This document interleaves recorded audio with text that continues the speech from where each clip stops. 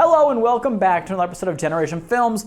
My name is American Ben. After the end of the Galactic Civil War, the Galactic Empire was broken up and the surviving Imperials were forced to abscond to a mostly unexplored and mysterious segment of the galaxy known as the Unknown Regions. There, the remnants of the Galactic Empire formed themselves into a militaristic hermit state known as the First Order. The First Order was committed to rebuilding the Imperial Army into a greater force than ever and restoring the Empire's legacy. The only problem was that the New Republic was now in charge in the galaxy and had made it illegal for what remained of the Empire to militarize and for arms and ship manufacturers to do business with the First Order.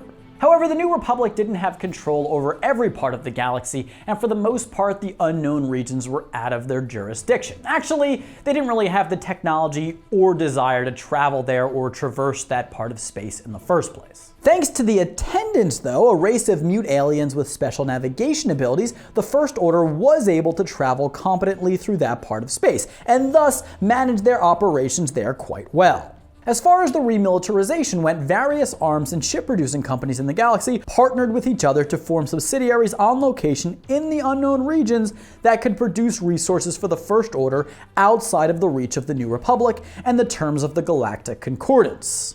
One of those companies was Quat Drive Yards, which spun off the subsidiary Quat and Trella Engineering, which went on to produce a whole line of Resurgent-Class Star Destroyers for the First Order. Star Destroyers played a major role in galactic history. They were mobile military bases that could serve as carriers, battleships, and/or training facilities. So the First Order needed its own special line of Star Destroyers if it planned on taking back the galaxy.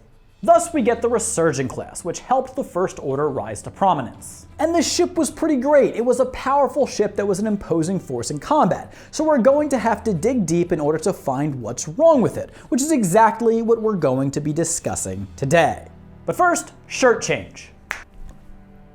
But first, I want to give a shout out to today's sponsor, NordVPN. I'll tell you one flaw that all Star Wars ships have: no virtual private network installed on their systems. Data literally gets stolen from starships in the galaxy all the time. With NordVPN and its super fast 5,500 servers in over 60 countries and various planets across the galaxy, you can keep your computer and mobile phone data protected from hackers at all times. You might know about Force Power, but NordVPN offers double data encryption, which is even more powerful and protective. Don't want the internet/intergalactic space enemy stealing your battle plans for the Death Star when you're vacationing on Scarif? Well, NordVPN works everywhere.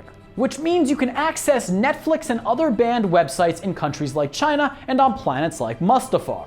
Listen, NordVPN is going to protect your data no matter where you go, and it doesn't log any of your data while doing so either. So be a responsible spacer and go to nordvpn.com/generationfilms and get NordVPN's special holiday deal. A 3-year plan for 81% off plus 2 amazing gifts, 4 extra months plus NordPass Password Manager app. Thanks again to NordVPN for sponsoring today's video. Now back to the flaws of the Resurgent.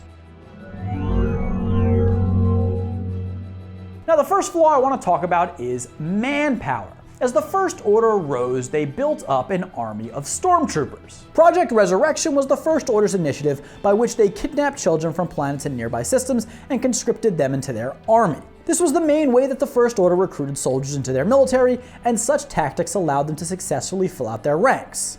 However, while the First Order had technological superiority over their Galactic Empire forebears, they lacked the manpower of the Imperial machine. And the problem there is that Resurgent-Class Star Destroyers required tens of thousands of crew members to operate, which really wasn't ideal for a military trying to build itself up in a relatively desolate region of the galaxy.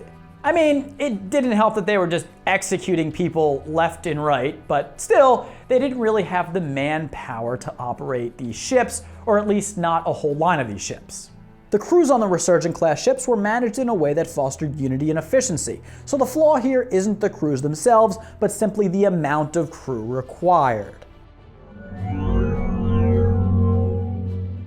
The The Resurgent-Class not only required large crews, but it required very experienced crews as well, because the ship was not very intuitive at all. Instead, it was very difficult and dangerous to operate. It was powered by a large hypermatter annihilation reactor and contained a large atmospheric processing center as well. These facilities then required a further assortment of subsidiary facilities. Of course, the point here is that to keep all of these facilities running, thousands of expert engineers, scientists, and other crew were needed to operate the ship, and so losing a ship meant losing thousands of highly trained specialists, and the onus on the First Order to constantly recruit and train new crews was a heavy burden. This isn't too outside the realm of what other Star Destroyers might have required, though. What we can say was specifically difficult to manage with the Resurgent-Class was its speed. This was a fast ship. Its 11 ion engines could propel it to great speed. It could travel even faster than a TIE fighter if need be. However, such speed came at the cost of maneuverability.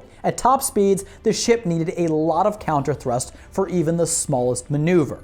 Thus, in the hands of a reckless pilot, the Resurgent-Class Star Destroyer could find itself out of control and even destroyed. The ship required the most experienced commanders in order to be piloted appropriately. Without an abundance of manpower and needing to mobilize quickly, the First Order would have done way better to make the ship more automated and intuitive, as they did in refitting the Imperial-class Star Destroyers.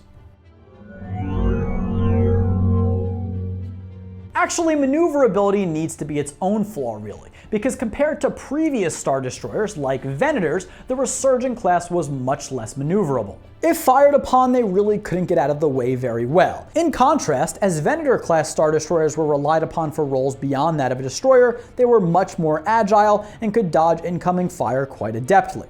Of course, the Resurgent-Class's lack of maneuverability had directly to do with its overbearing size. The Resurgent-Class was way too big of a ship. At over 9,500 feet long, it was almost twice the length of an Imperial-class Star Destroyer, and my question is, why? This is not what the First Order needed. They had a lot of territory and planets over vast distances, and what they needed was a greater amount of smaller ships to cover more ground. I mean, if they want to house large armies, then they can build mobile bases like Starkiller Base. But if they want a ship for operations in war zones and for defending important points of interest, then making the Resurgent-class so gigantic was somewhat inefficient. Also, by having one large Resurgent-class ship defend large swaths of territory, entire systems could be left unprotected if the ship moved or was destroyed. Again, the First Order would have been much better served producing a larger amount of smaller-sized Star Destroyers that took less time and resources to build. Of course, the fact that the ship was too big leads us to the next flaw. The ship was too costly and way overdone. I mean, why concentrate so many resources in one giant ship? Don't get me wrong, the fact that the ship had so much technology made it incredibly powerful. It boasted over 1,500 turbo lasers, point defense laser cannons, ion cannons, tons of concussion missile launchers, and a handful of tractor beam projectors. The ship was a devastating weapon of war. It could unleash more firepower than Imperial-class Star Destroyers while having a faster recharge rate. That's all great, but the ship was so resource intensive that it would have been horrendously expensive and time consuming to build. Again, not great for a military rushing to war. And once again, losing a Resurgent-class Star Destroyer was a heavy price to pay. In terms of the design of the ship, many improvements were made to it over the old Imperial-class Star Destroyers. The most notable improvement was probably with the bridge, given that during the Battle of Endor, the Executor's bridge made the entire ship vulnerable. On the Resurgent-class, the command bridge was shorter, off-center, and better protected. There was also an emergency bridge built into the ship's midsection so that it would be hidden from external enemies.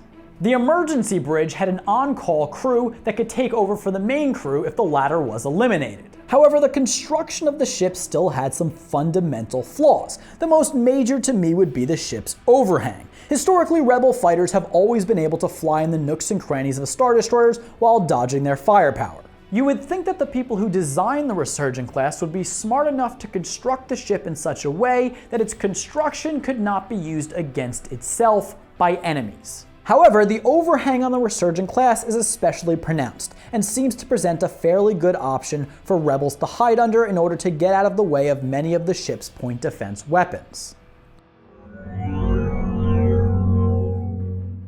The way the space in the ship is designed to be used is also in question. The ship is gigantic, and yet its standard complement is not very impressive in terms of quantity. Most Star Destroyers didn't hold that many vehicles, but one would think that with an increase in size would come an increase in amount of smaller ships it could house on board. Don't get me wrong, the 2 starfighter wings in the ship housed somewhere in the range of 150 TIE fighters, and the ship carried 100 atmospheric assault landers and a handful of other ground vehicles as well. But you look at the much smaller Venator class, which carried a complement of 192 Alpha 3 Nimbus class V-wing starfighters, 192 Eta 2 Actis class light interceptors, 36 ARC 170 starfighters, and an assortment of other starfighters, walker shuttles, and other vehicles, and you wonder why the Resurgent couldn't do a bit better here.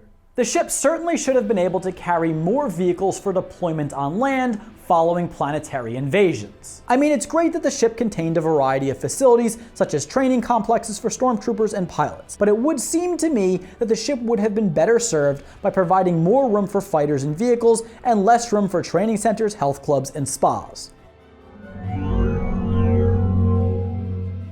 The next flaw is that the ship lacked gravity well technology. The Galactic Empire had the Interdictor class of Star Destroyers, which contained 4 spherical gravity well projectors that could pull ships out of hyperspace. The gravity well projectors would create artificial gravity wells called interdiction fields that simulated the gravity shadow of a planet or other celestial body, thus triggering the automatic failsafe of the target ship's hyperdrive, which initiated when it sensed a planetary gravity well in its proximity. The Resurgent-Class Star Destroyers lacked this technology, and it would seem that Holdo's callous kamikaze attack could have been prevented had the Resurgent-Class ships in the area of the explosion contained this technology. Don't get me wrong, using gravity well projectors would compromise the ship's defenses, but at least have the technology. The next flaw is more of a general gripe with how these ships are made, a gripe that's made all the more legitimate when leveled at the most recently developed Star Destroyers, such as the Resurgent-Class. My argument is this: why did the First Order, a military that was trying to dominate the galaxy through advanced technology, develop ships with the same close-quarters combat mentality of ships of ages past? I mean, there's innovation in terms of individual components of the ship, but honestly, higher-level changes are needed. By now, battleships should be capable of engaging enemies in combat from light years away. Star Destroyers in the age of the First Order should have been vessels that operate largely on calculation and computer processing. The ship should be able to determine the locations of targets from their home systems and destroy them from safe distances away. Even if such technology didn't allow the ship to fire from its home system, it should still be able to do battle from farther away than we have seen it engage in combat so far. Space battles directly over planets against small, agile starfighters just makes no sense for big battleships. Though I suppose longer range battles would make for less impressive on-screen visual displays. The final flaw is one that we might not have listed had we released this video before we saw the rise of Skywalker. The Resurgent-Class had no planet-cracking weapons.